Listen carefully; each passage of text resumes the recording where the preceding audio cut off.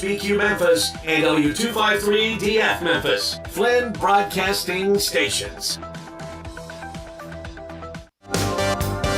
It's time for Wolo and Friends on Sports 56, presented by Homer Skelton Hyundai. Here is your host, the voice of the Tigers, Dave Woloshin.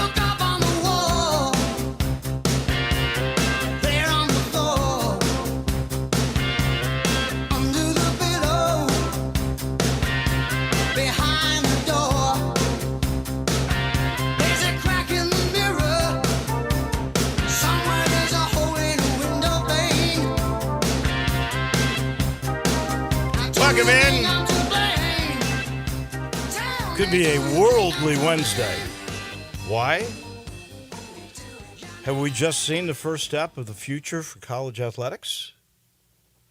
In case you missed it yesterday, Dartmouth, their basketball team, took a vote, 15 guys. 13-2, they voted to unionize. We'll get into that in just a second. The Grizz are at Phoenix tonight. They, not Phoenix, excuse me. They're at Philly. I say Phoenix. They're at Philly. They're only 5.5-point underdogs. Who knows with this team? And how about Taylor Jenkins? You know, we never mentioned this yesterday, but Taylor Jenkins got to win number 200. You realize that Taylor Jenkins now is the 5th longest tenured coach in the NBA? Yeah.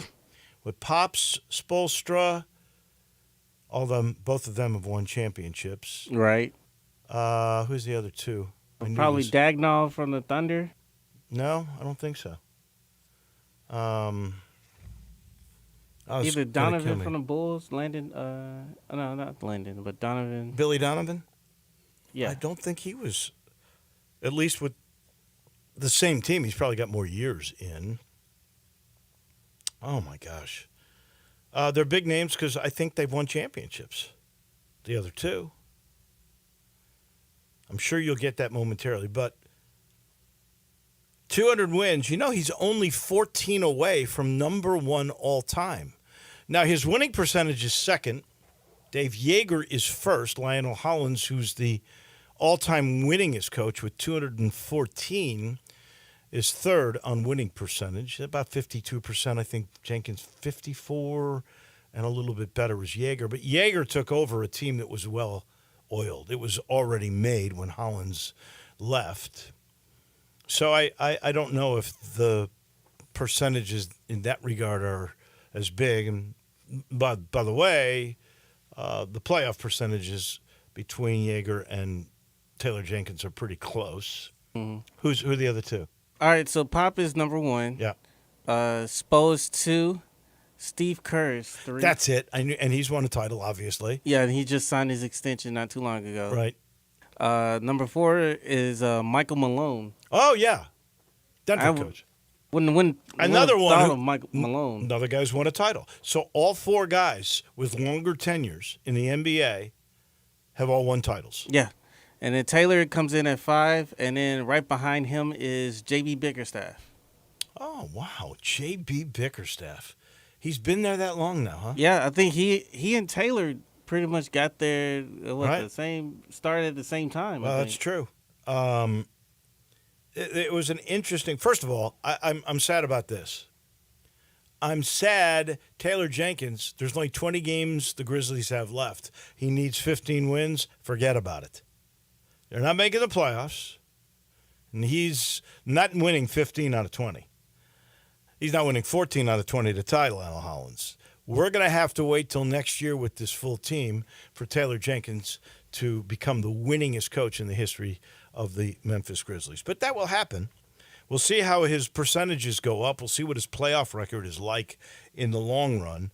I personally don't think he gets the due that he should get because unlike Yeager, who got handed a terrific team, he did not.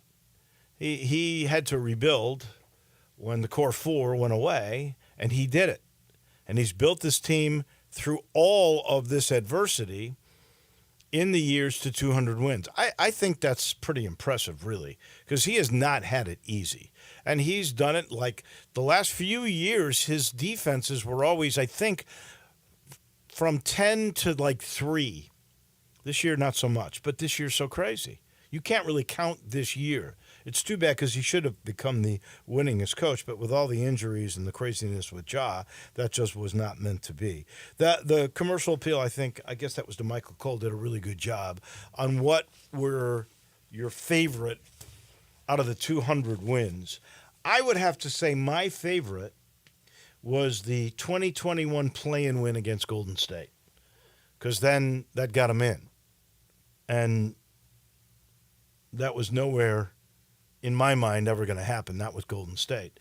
Then you have this option of the NBA record 73-point win, still the greatest margin of victory in the history of the NBA against Oak City, when they upset the top-seeded Phoenix Suns in April of 22, their first-round series Game 6 against the Minnesota Timberwolves, Western Conference semifinals Game 2 against the Golden State Warriors. That was fun.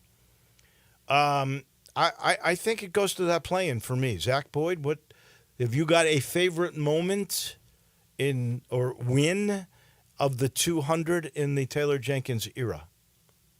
Yeah, that playing game against the Warriors was just it felt special. It just felt special.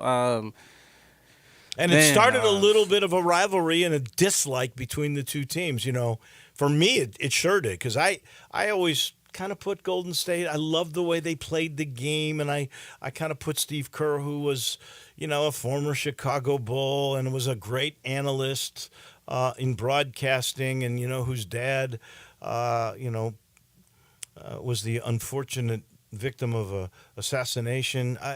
I really liked him a lot until that series, until really the play-in and playoff stuff with Golden State, and then I got, oh, what a bunch of spoiled bums.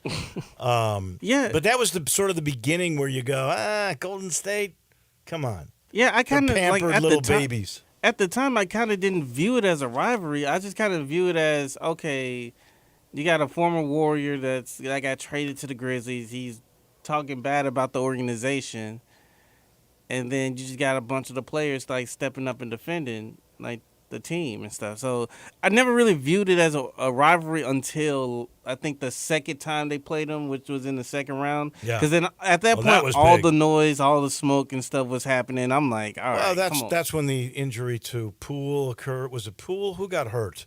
Somebody got hurt and got and missed, and you had an ejection of a Grizz. Was it? That was Dylan Brooks. Yeah, it was Brooks. That's what I thought. Hurting. Was it Gary Payton second? Oh yeah, that's it. Not Jordan Poole. Yeah, not Jordan Poole, and then Draymond like right behind him. Like, oh, that's when Jordan or Draymond and Dylan Brooks started their war, the hate for one another. Yeah. That it kind of started there. Draymond pulling BC's jersey mid-flight, got him ejected. So it was like, all right, yeah, no, it's gonna be one of those series. That was bad blood. That is for sure. But I think a lot of it goes back to that play-in game where the Grizzlies upset them and prevailed. That was interesting stuff for sure. You remember we told you about the Ridgeway Bolivar scene, the cheerleader getting attacked, the mace in the building, the thing was suspended. So I tip my cap. I give a salute to the TSSAA, because they did the right thing this time. They did not penalize the school because of two outside kids that attacked a student. Right. What they did do was they said, okay, we're going to resume the game. It's at half. You're up 17. Bolivar's going to come back, but you got to pay for Bolivar to come back.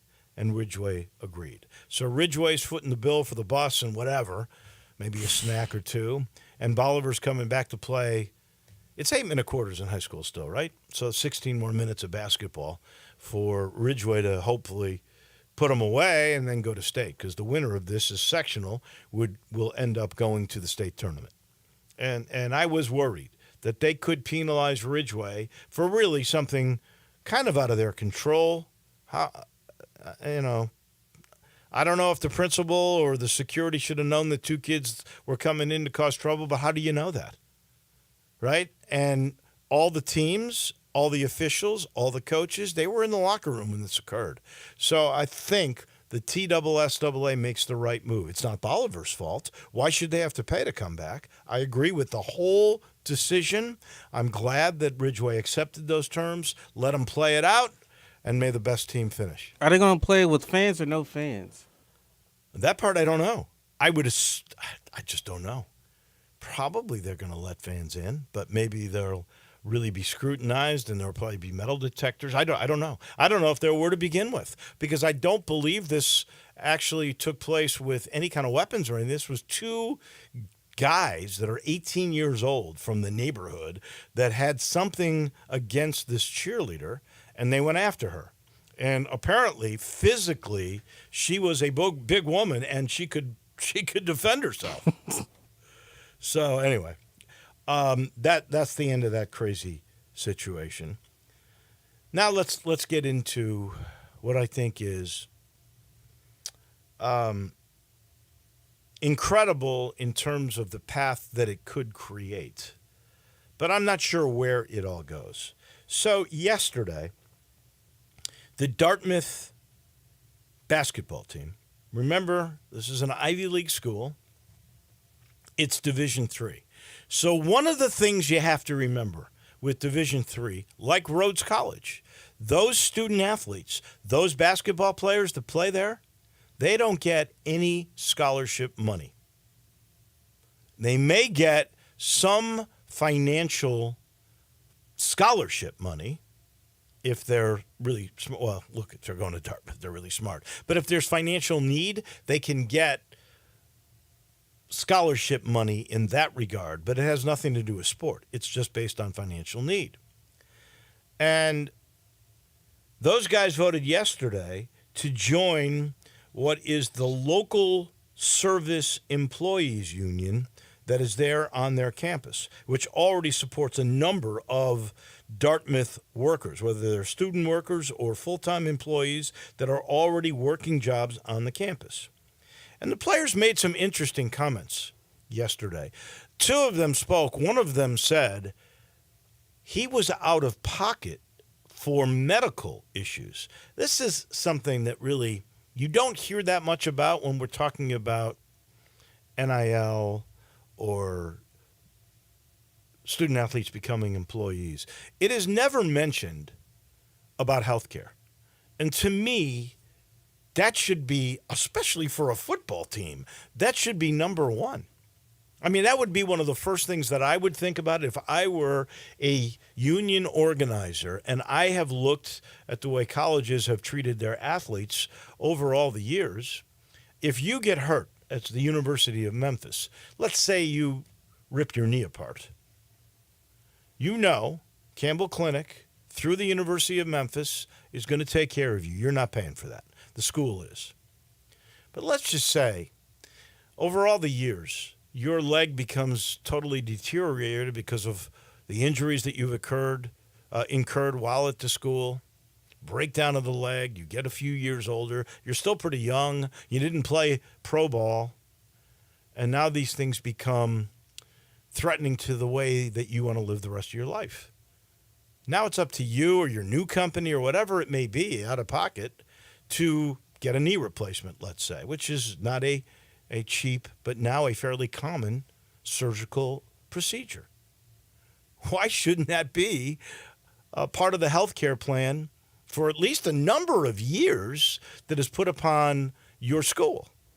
This is all going to come down to insurance, and it would all be negotiated, however all this works out. But they've never really talked about health care beyond, especially for injuries like to football players that were incurred during the tenure while you were a student athlete.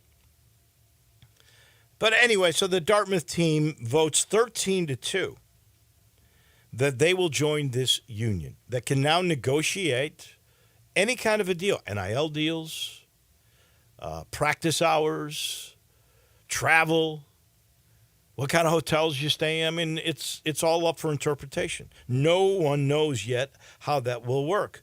Now, the guys at Dartmouth are hoping that the other Ivy League teams who also don't get scholarships will follow. They basically said it's time to end the era of amateurism. There is no more amateurism. If you look, though, really at the Division I level, there hasn't been amateurism since NIL was allowed. Since name, image, and likeness paid, there's not been amateurism. It's gone. Heck, there's NIL at the high school level. I'm pretty sure some MUS athletes have gotten name, image, likeness money. So it's gone. We don't have amateur sports anymore.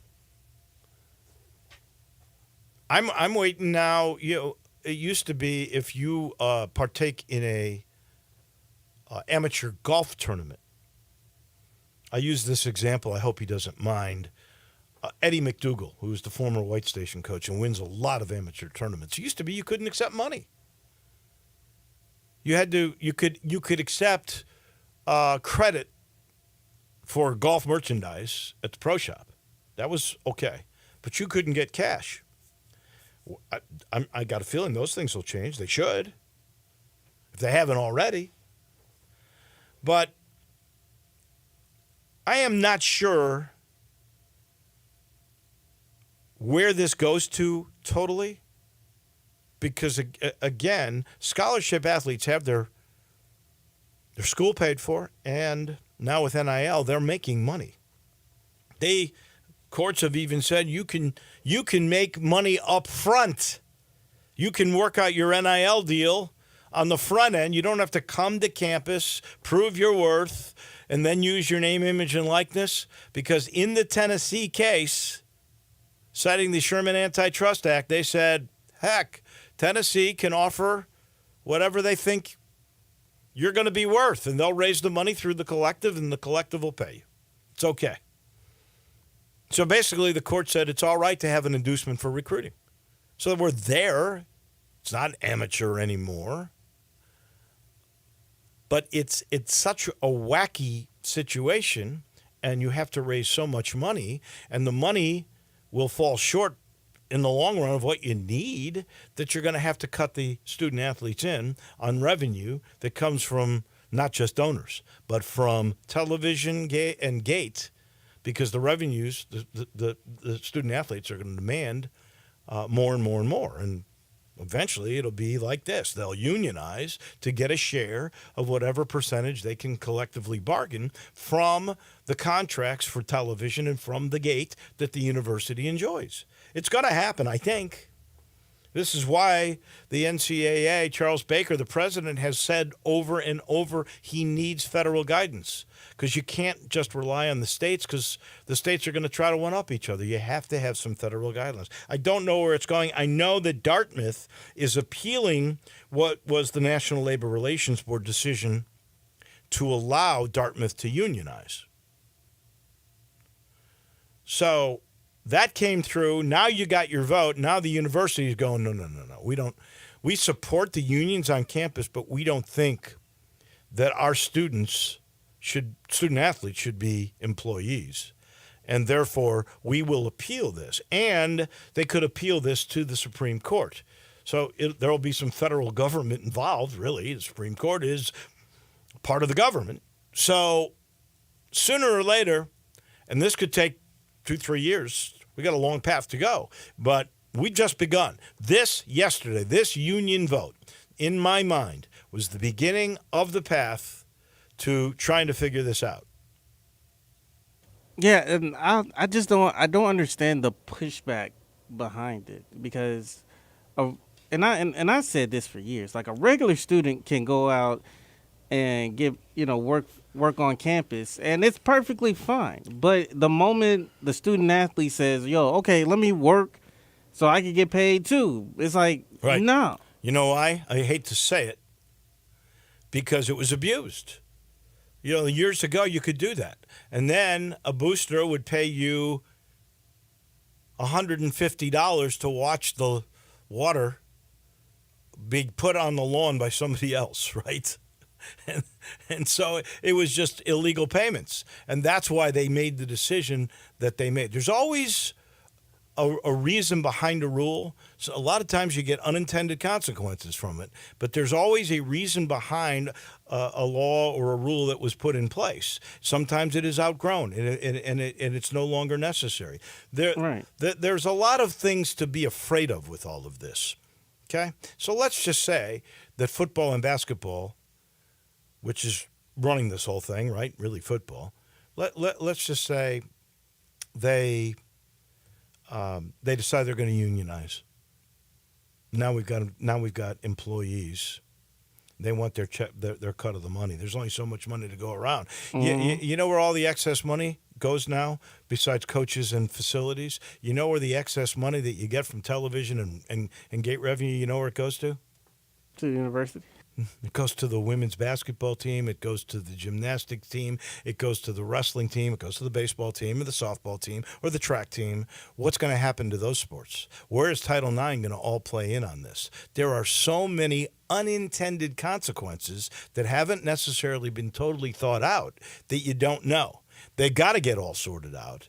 A lot of these sports, remember, to be at one point at D1, you had to have X amount of sports per school.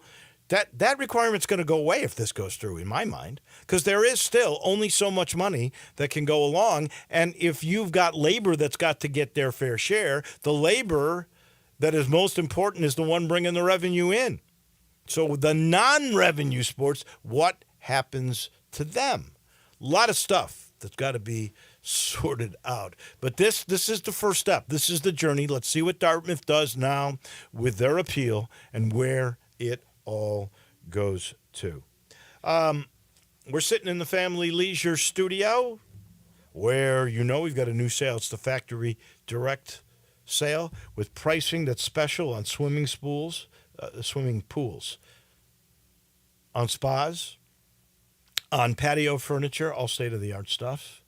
And by the way, since pool season's right around the corner, if you buy now, you get in line for your pool installation to be one of the first. Also, there's some nice little pre-season incentives with pricing. All you got to do is go see my friends. Go see Lindsay. Go see Billy. Go see all the crew over at Family Leisure, I-40 and Whidden Road. And, our title sponsor, it's Homer Skelton Hyundai in Olive Branch, where I'm telling you, go see the new Santa Fe, the 2024 Hyundai Santa Fe, totally redone. From the tire to the roof, bigger, quieter. A third row, standard. Of course, you can fold that down and have the biggest trunk you've ever had. It's the ultimate family vehicle. It's got the sedan ride in an SUV.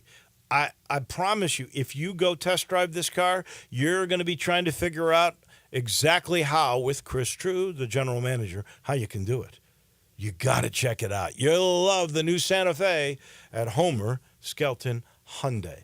We take a quick time out. When we come back to Forest City, we go. Brett Norsworthy standing by. We'll talk to him about what he thinks about the Dartmouth decision and unionization, and then we'll talk some SEC. Ron Higgins also on SEC at the back end of the program as we are underway on Wolo and Friends. Add a little fun to your lunch break. Join Johnny Radio for Sports 56 Happy Hour from 11 to 1 every weekday on Sports 56 and 98.5 FM. Don't let the name Sunrise fool you. Sunrise on Jefferson and Sunrise East on Poplar don't just make one fantastic breakfast. They're also the best choice for a fast, fresh lunch made just for you. Chain restaurants are focused on getting you in and out as quickly as possible. Sunrise wants to make sure that after you've enjoyed your lunch, you'll be happy that the crew at Sunrise genuinely cares about you. Not in a weird way. They care that your burger or BLT or Dirty Bird are exactly the lunch you were craving. We've said it a million times. Don't settle when there are 2 locations of Sunrise just a short drive away. East Memphis Ace Hardware is more than just a hardware store. It's really a customer service store. With 20 employees along with complete inventory of items, big to little, finding what you need is easy. Choosing from a complete selection of Big Green Egg as well as Traeger and Weber grills. And the Garden Center has everything for your yard. You can get glass cut, repair screens, even new keys with key fob programming. Tools, nuts, bolts, screws. You need it? East Memphis Ace Hardware has it. And they're just down the street at the corner of Quince and White Station. I wish I could get this stupid jar open. Jars can be tough, am I right? Who are you? And how'd you get in my kitchen? It's me, Flo, and I'm here to grant your wish of easily switching to Progressive and helping you get a discount that honors the time spent with your previous insurer. Great, but what does that have to do with getting this jar open? Nothing. So you can't open this? Oh, I just do insurance. Jars, I leave to the professionals. Sign up for Progressive and opt into more savings. Progressive Casualty Insurance Company and Affiliates. Not available in all states or situations. Hi, folks. Bob Burkheimer for Sunrise Buick GMC Truck. What a great time to buy a new or used car or truck and save money at Sunrise. The largest selection in over a year, over 500 new Buicks and GMCs to choose from, an $8 million used car inventory. See them all at sunrisememphis.com. Factory rebates up to $6,000 and Sunrise discounts high as $10,000. Immediate financing available with loans low as 0% on select models. Cars and trucks under $10,000. When it comes to selection and savings, it doesn't get any better than this, partner. Come on in and save some money at Sunrise. Coming to Pike, Wolf Chase, and Collierville. Now back to Wolo and Friends on Sports 56, presented by Homer Skelton Hyundai. Here once again is the voice of the Tigers, Dave Woloshin. Take me to the pilot of your soul. Take me to the pilot, lead me to the chain. Take me to the pilot. March. Well, it's here. The madness has begun. It'll be maddening. Saturday, Boca Raton. Let's see what the Florida Atlantic Owls do tonight in Denton, North Texas. They're only 1.5 favorites in that game. South Florida won again. They finished 17 games now at 16-1 in the American with their win over Tulane last night. Here's where your March Madness Central should be. Dinstall's. They're ready to supply your favorite treats as you plan your road trip or your watch party to celebrate the big win or to drown your sorrows. I kind of drown mine in Cashew Crunch. Sometimes it's turtlettes, chocolate nuts, chocolate basketballs, of course. The strawberries. Nobody makes the strawberries like Dinstall's. Today, you need to go. Laurelwood, Germantown, Collierville, Pleasant View, downtown. Stock up, get ready for the weekend conference tournaments. The Tigers at Boca on a Saturday morning at 11. Nothing like strawberries in the morning like that. All you got to do is stop by again. The big dance is here. The best thing with the big dance, that would be Dinstall's. To Forest City we go. Brett Norsworthy joins us. What's your take on what happened yesterday with the decision by the Dartmouth basketball team to unionize? Good morning. Good morning, Dave. So far, local SEIU 560s 1-0. That's what they are now at Dartmouth. They're SEIU local 560, and they won last night to get their first win as the Union. They're 4-21, not being Union. But by the way, I should mention Brett Norsworthy comes to us on the Sissy's Log Cabin guest line. Indeed. So, are we starting our journey to student employees? We are, but it didn't start yesterday. And the top of the college sports wasn't waiting on the Ivy League to do anything. They were already doing it. I don't know if it will be unionization, but it will be employees, and they will be paid. They'll be paid legally and fairly, unlike in the past when they were paid illegally and some unfairly. But now it's in the great wide open, and it's going to be done. The upper reaches of college sports is not waiting on the Ivy League to set the tone for anything, because if they did, and if they listened to them in the summer of 2020, we wouldn't have college football as we know it today. It would have been wrecked. Well, the interesting aspect was one of those players who, by the way, said that he had to pay for medical care out of his own pocket. He said you need to end amateurism. Well, amateurism's gone. It's been gone for a while now. He had to pay for care as an active player or a former player? I think as an active player is what he basically said. He's an active player now. I don't know how that would be appropriate. I don't think it should be.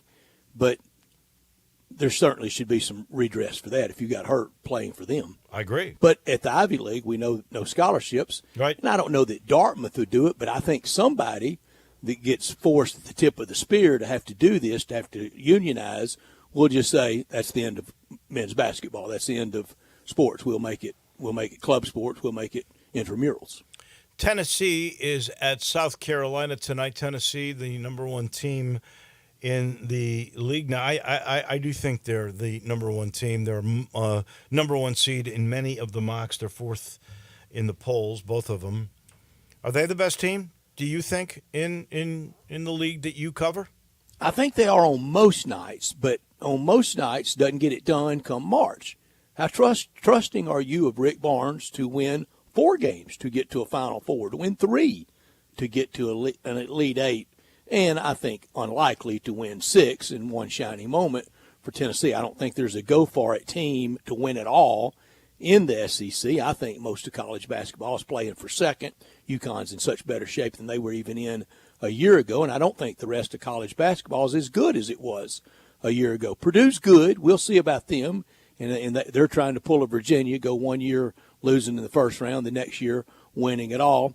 Zach Edey, I think, is going to be player of the year. If he's not, Dalton Connect will get a lot of votes. But Tennessee's good. They got a tough game tonight, and they got a tough one on Saturday to get to Nashville next week. That will be painted orange and blue for Tennessee and Kentucky, and it looks like now we're probably going to lose out on Tennessee here. Looks like they're going to pod to Charlotte, according to all the bracketology. Is Charlotte closer to them? To Knoxville? I think it would be, isn't it? Charlotte's much closer. Yeah. I'm guessing. I'm going to say Charlotte's 250 from Knoxville, and we're 400 from Memphis. Yeah, a couple of things that you said. I'm in total agreement. I think Purdue, which won their second Big Ten championship in a row and won at Illinois last night. In a great environment. Yeah, had to come back to do it, right. I think UConn and I think Houston are the 3 teams that if you give me those 3, I'll give you the field. I got a little ahead on Houston last year, but I'm still there this year. But I thought they were a little better last year than they are this year. But they're maybe a little more, toughened by the league this year than last year. I think they're physically. It's hard to believe, but I think they're physically tougher. I do too. I know he likes it tough. So does Matt Painter. So does Rick Barnes.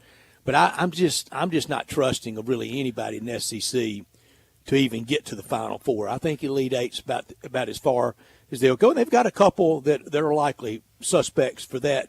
But last night, any chance for an 8th bid, I think, went down last night for the league with Ole Miss losing at Stegman to Georgia.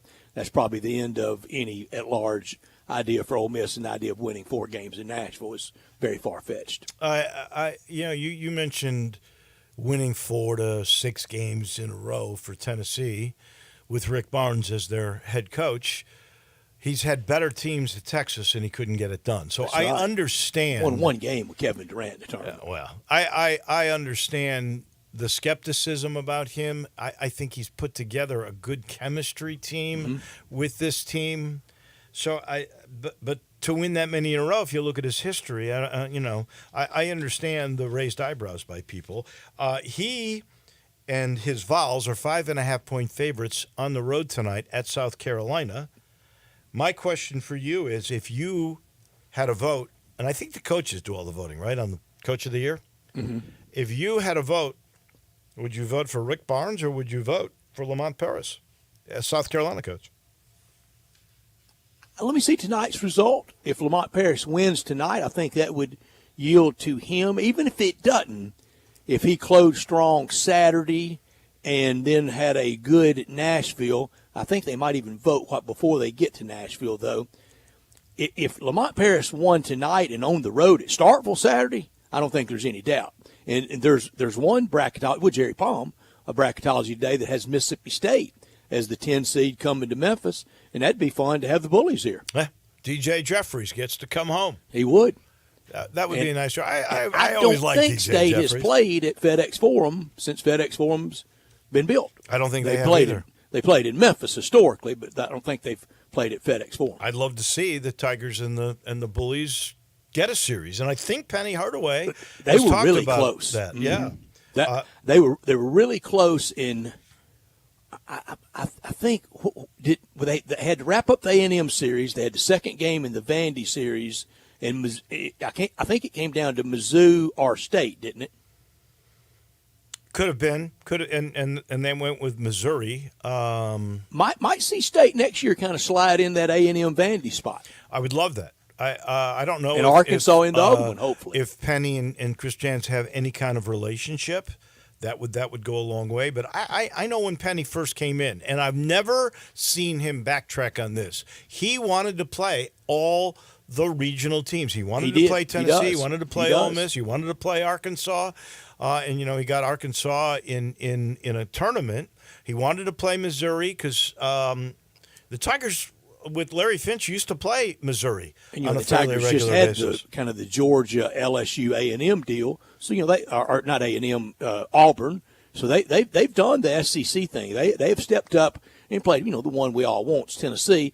But also, Dave, that this year was the end of the contract for the 4-game basketball series with Ole Miss and Memphis, and I know both coaches talk favorably about it, but I don't want that dying on the vine. I don't either. I think that should be played every year. They play baseball. They play softball.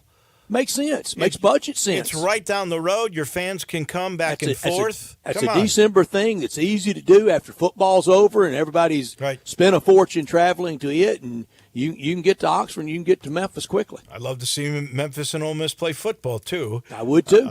You and I both, but I don't think that. Maybe we'll get it in December in the playoffs. Well, that would be something else. Historic. That is for sure. That's in play. That's not crazy talk.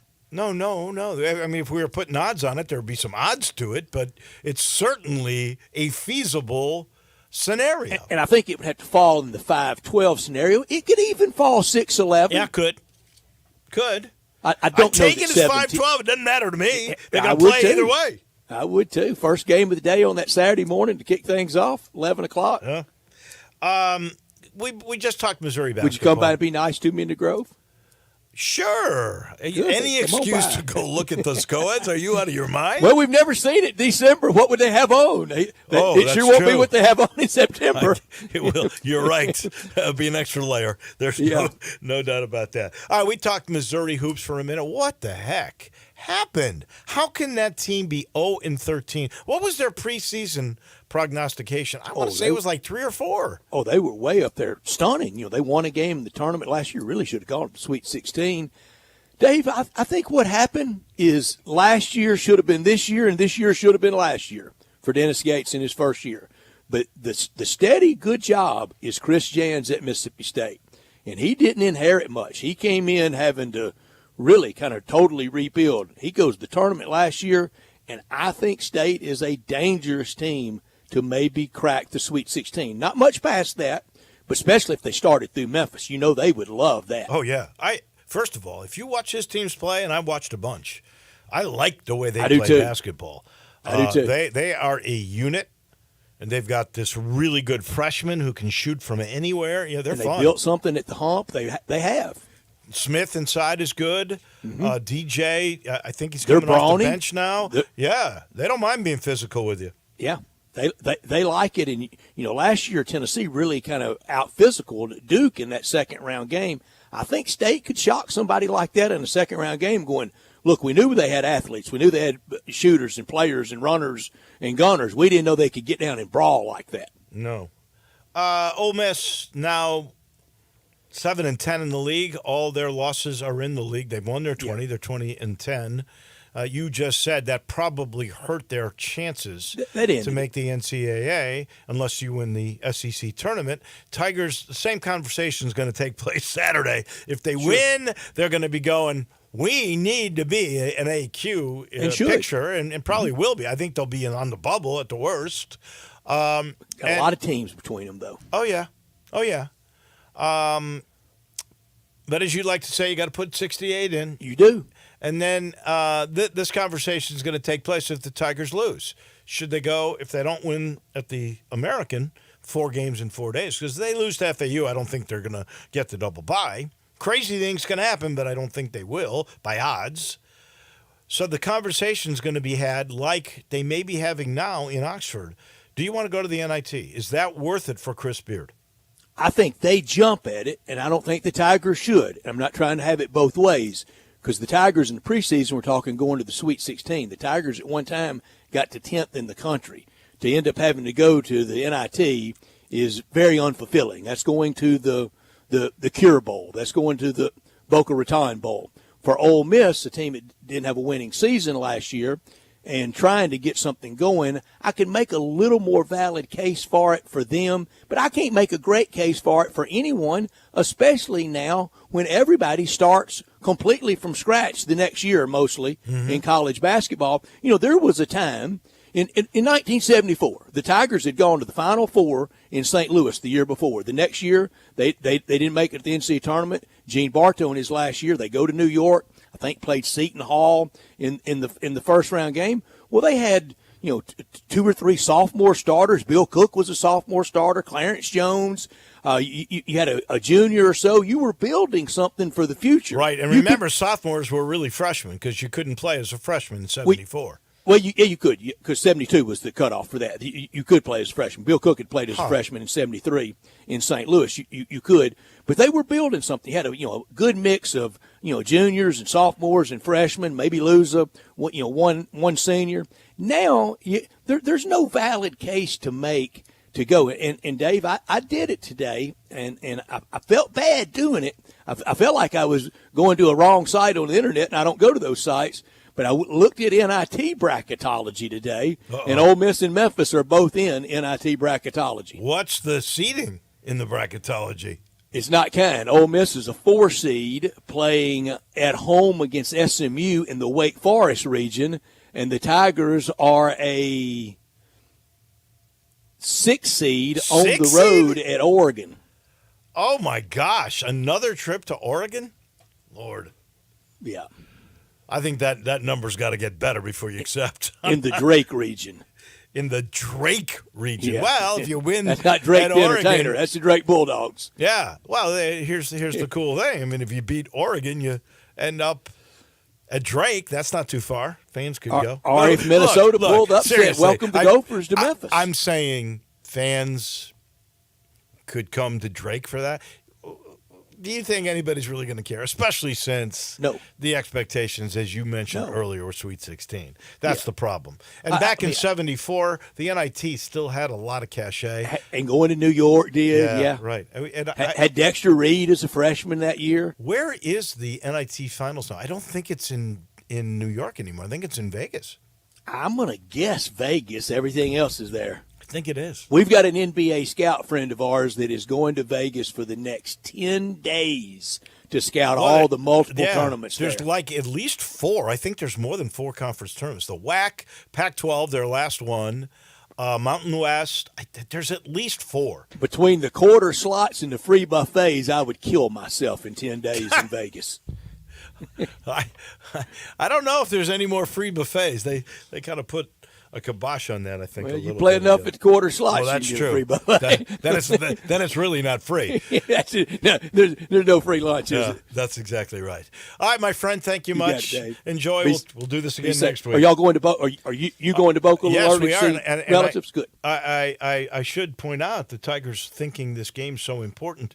Instead of leaving on Friday like you normally would Big move. Before a game, they moved it. We're leaving 6 o'clock tomorrow night. Penny wants his team there. All for it. He wants to practice there. He understands the importance of this game Saturday morning at 11 o'clock. The little extra money spent there, if they cash in an NCAA tournament bid, that's peanuts. Well, it's peanuts anyway. Here's the thing. The extra hotel night, seriously, it evens it out because if you get that and get the double bye, it's one less night you'll have to spend at Fort Worth. There you go. So it all evens out in the end, as they like to say. And I'm going to use bad grammar here to be demonstrative. It ain't my money. Yes, exactly. Now you sound like John Calipari. Thank you, You Brett. got it, man. We You got appreciate it. That's Brett Norsworthy, brought to you by Matt Eflin and the Eflin Insurance Team. If you would like great value and never sacrifice service when you protect your family, here's my guy, Matt Eflin. I'm telling you, Matt does insurance differently. He collaborates with you. He gets to know you and your family, what's important, what your budget is, and then he protects your home. He protects your car. He protects your future with life insurance. Same thing, small to mid-sized businesses. If you've got one of those, he'll get to know your company, your employees, your product. He'll forecast you out. He'll figure out your budget. Then he'll protect your business with the best commercial insurance. All you got to do is call 901-386-GUR. That's 901-386-4777. The GUR is because he's a big Tiger guy. That's the Eflin Insurance Team. We go to Baton Rouge. Ron Higgins comes your way in just a minute. Broadcasting from the Family Leisure Studio, we are Sports 56 and 98.5 FM. I am such a failure. You're going to have to narrow that one down a bit. As the spokesperson for Central Barbecue, I have failed to tell everyone about the new location in South Haven. Technically, I'm the spokesperson for Central Barbecue. Well, I haven't told anyone, but there's a new location in South Haven that's super convenient for the people living there. And I haven't told them that location is where all the Central Barbecue catering for North Mississippi comes from. If we could get back to the Central Barbecue spokesperson thing, see, you have to do this because you work here. Now, I have no clue how I'm going to face the people of South Haven. I have besmirched the name Central Barbecue spokesperson. Besmirched. When a cold keeps you up, try NyQuil Severe Honey Flavor. The nighttime, sniffling, sneezing, coughing, aching, fever, Honeylicious, best sleep with a cold medicine. Powerful cold and flu symptom relief with a dreamy honey taste to give your body the rest it needs to get that cold gone. Wake up refreshed, feeling relieved after enjoying the delicious flavor of NyQuil Severe Honey. NyQuil Severe Honey Flavor, use as directed. Keep out of reach of children.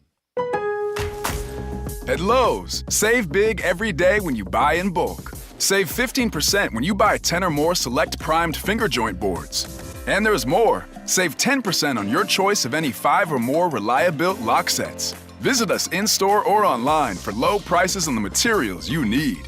Because Lowe's knows savings. Lowe's knows pros. Selection varies by location. While supplies last. Discount taken at time of purchase. See sales associate for details. Guns, guns, and more guns. Over 700 firearms in stock. Home defense guns, old guns, new guns, used guns, big guns, little guns. Every gun you can think of, Classic Arms has them. All brands like Glock, Sig, Colt, Ruger, Smith & Wesson, Browning, Beretta, Benelli, Remington, Winchester, and more. Guaranteed lowest prices in town. Only gun importer in the Mid-South. Free gun inspections and appraisals and free bore sighting for the upcoming deer season. Shop online at ClassicArmsOfMemphis.com or visit Classic Arms at 1740 Germantown Parkway behind Corky's Barbecue in Cordova. Now back to Wolo and Friends on Sports 56. Presented by Homer Skelton Hyundai. Here once again is the voice of the Tigers, Dave Woloshin. Welcome back in. Cruising through our midweek on Wednesday. Ron Higgins, our SEC historian, getting set to join us here. I mentioned the Tigers moving up the travel plans a day to get to Boca Raton on Thursday night. Penny at his radio show talked a little bit. Everybody's taking shots at his rotation, right, and not playing the starters enough minutes. And he would not let the starters, he said this jokingly, but he was serious. The starters wanted out in that 12-minute run that the Tigers turned everything around with against UAB.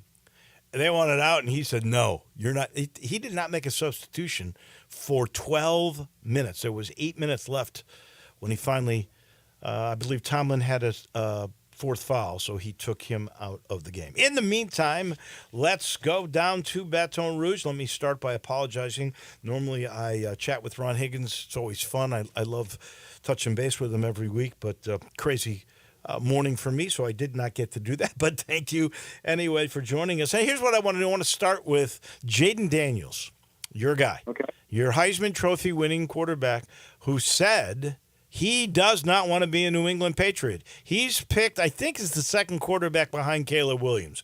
Do you think he should be picked behind Caleb Williams? And what's the deal? Why doesn't he not want to be a Patriot? Good morning. Good morning. Well, he claims he never said that.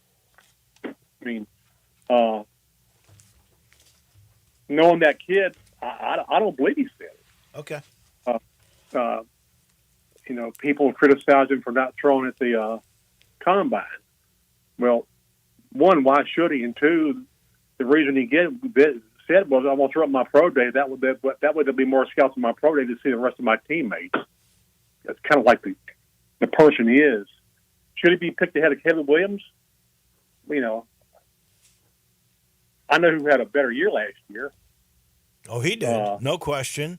But Williams had the great year the year before that and won himself a Heisman too. Yeah, and I'm not sure he had as much. Not to downplay Daniels at all, because I voted for him for the Heisman. All right, so I'm not downplaying him, but I do think he had more talent around him than Williams did this year. I'm not going to dispute that. Williams would probably be big first because that's the way everybody thinks it should go. I'm sure everybody still doubts Daniels' physique, or they shouldn't doubt his arm, and they shouldn't doubt his mentality, his mental game. They shouldn't doubt the fact that he's a good teammate. He's not a jerk. Good leader. But I can see why people want Caleb Williams. But Caleb Williams' father must be on drugs because he wants his father is trying to represent him and basically say, wherever he goes, he wants a piece of the ownership of that team. Well, you can't do that. There's collective bargaining positioning. Right, he can't buck buck that. Right. You can't do that. So how come his dad doesn't know that? He's just like, you want to get. I don't think this is a bad kid. I think Caleb Williams is a good guy, and I think he's a really outstanding quarterback. Sometimes parents need to stay out of it and let an agent handle stuff. And the fact that he pushed for that, that's the kind of stuff that I hope teams don't hold against Caleb Williams, but they might. Yeah. Like, what kind of diva are we dealing with here? Well, they look at Lamar and what he was able to accomplish in saving whatever the percentage is an agent gets, and they thought, well, we can do that too because Caleb Williams and my dad are smart. I have no idea why you would do that. I would definitely have an agent if I were in that position. Oh, absolutely. You have to. I don't think very few athletes are capable of negotiating their own contract. And you need somebody who really a bit of a shark, probably. That's why Sexton's so good for coaches. You need somebody to represent you, so the organization will not dislike you; they will not dislike your agent. Put it that way. If you're sitting there making all these demands for yourself without an agent, when the organization is, well, what kind of type of person are we dealing with here? Why is this guy so selfish? It's not selfish when your agent does it. Right. I hope the kid, gets, lets his agent take over, or his agent demands to take over and let him negotiate and stop putting that stuff out there. And I think, he should go number one. Daniels probably should go number two. Kid North Carolina probably go number three. Do you think Daniels, because you've seen them both in their best years, can he be Joe Burrows? Can he be that good? Is Joe good as Joe Burrow? Yeah. They're different type quarterbacks. With Burrow, I thought. With Burrow, between Burrow and Daniels is with Burrow, I thought every time that LSU got the ball, they were going to score because he was so. Joe was more. His was more mental than physical. Daniels was probably more physical than mental, but he improved so much mentally last year. I don't think he threw a bad pass all year. Really, very few bad passes. that's why his interception ratio was so low. But with Burrow, it was just they were alike in this sense. They were much better both in their second years at LSU because both of them had a chance to really work with their receivers in the offseason, get to know their receivers. And Burrow got to the point with his receivers and receivers with Burrow is that they could make adjustments while a play was being run, not at the line of scrimmage, after the snap.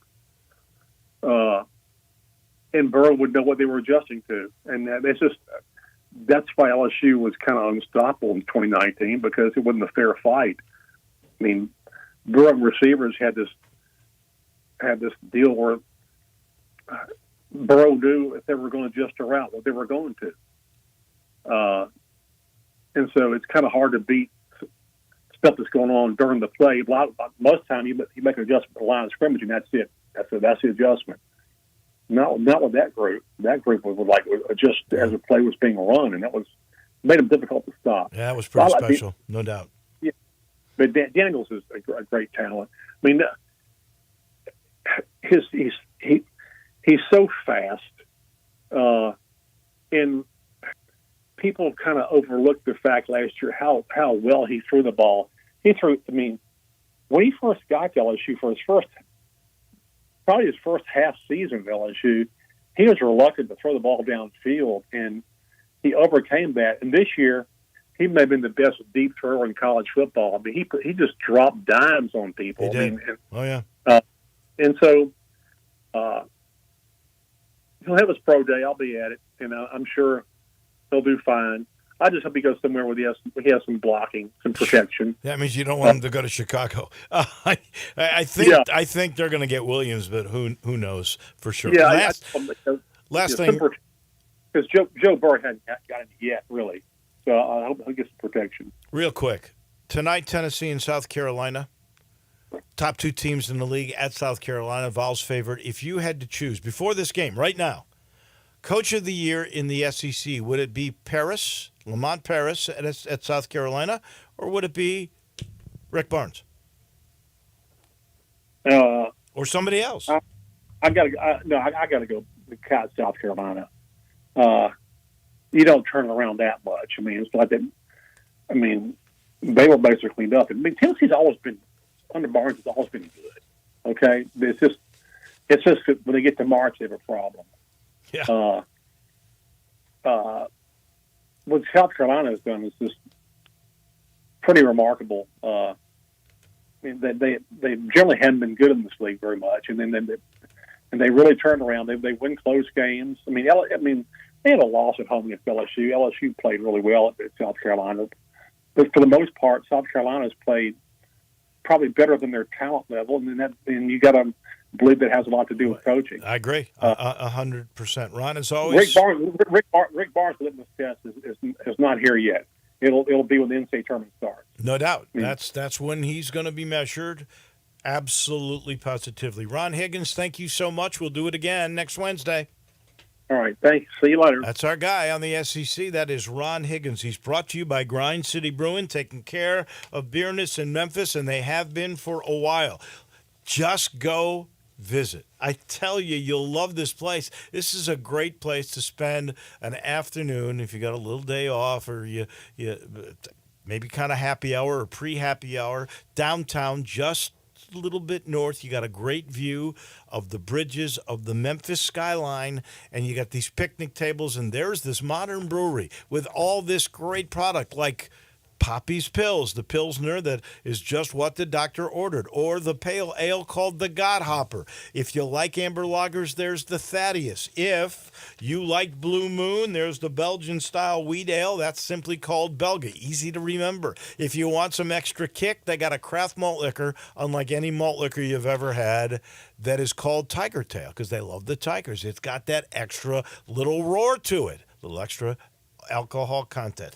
That's what you get. A great afternoon, or you can go to find this at any spirit shop, and I'd go down and I'd see Grind City Brewing. It is a great, really great place to just spend an afternoon as they take care of beerness in Memphis. That'll do it for us. Johnny Radio's right around the corner. We'll see you tomorrow. Have a great day, everybody.